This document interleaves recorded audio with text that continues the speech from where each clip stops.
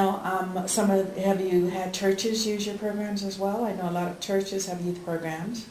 Is the program available for churches to Yes, use? oh, absolutely. In fact, Community-based organization? community-based organizations, like, it's an international program because it's translated into 16 different languages, so it's Okay. used all over the world. In fact, there's a local evangelical pastor from Redlands who is using the program, and he's taking it on an international level.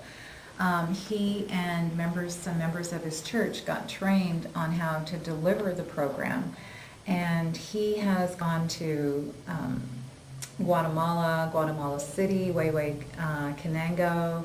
He's also gone to Brazil and various other places, and he's gotten with other ministers. He's gone to Phoenix, Arizona. He's like gone all over the place, and he considers himself now an ambassador for the Truth About Drugs program, and he has a big event coming up in July, which we're going to be helping him to film and stuff like that, where he's going to be talking to 4,000 youth in Guatemala City, because he feels very, very strongly that kids have to be educated on drugs, because where he's going in South America and Central America, it's basically the crossroads for when drugs are made and shipped to the U.S. and go all over the world. So what if he can do something to stop that, he will do anything for that. And he believes very strongly in the programs that we have, and that he just loves it that all the materials are free and that it can be used by anybody. It doesn't matter what your religion are, and that's what the programs are intended for. That's fantastic, and I want to go back a little bit because I've spent some time in Central and South America. And in many developing countries, drugs are seen as a cash crop. Mm-hmm. And it's seen as very profitable, and it's seen as something that's victimless. And so you will find families, peasants who are very poor, they will raise a drug crop, they will get paid immediately, they send their children to school, they buy uniforms for their children, school supplies, without knowing how deadly this crop actually is and the harm that it's doing to children in that country, and of course children in our country.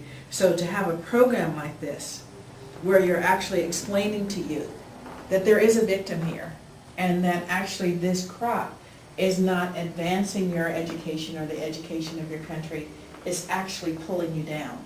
And then you can start the dialogue about seeking alternative crops, food sources, coffee, or what have you.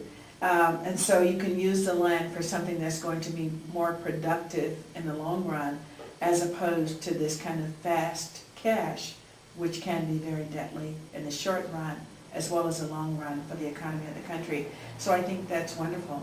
I want to talk a little bit, because I'm a school psychologist by profession, and I encounter a lot of parents and counselors and teachers who think that the solution to a child having problems is psychotropic drugs. And I'm going to relay my bias up front. I really do believe in behavior modification. I really do believe in counseling. I really do believe in looking at the intent of the behavior as opposed to medicating it or sedating it.